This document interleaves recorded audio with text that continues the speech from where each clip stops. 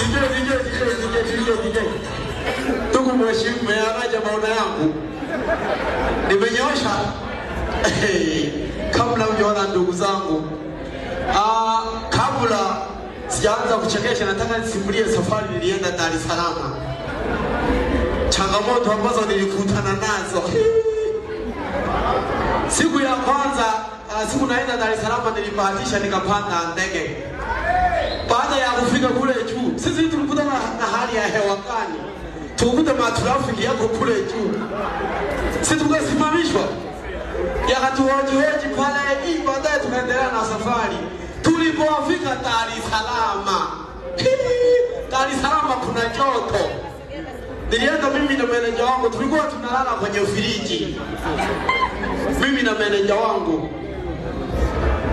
Unasemanga kwamba wanawake ni wasumbufu. Wanawake sio wasumbufu. Hujawahi kuchunga mbuzi wewe. Mbuzi ni wasumbufu kuliko mwanamke. Sawa? Mbuzi ni wasumbufu kuliko wanawake.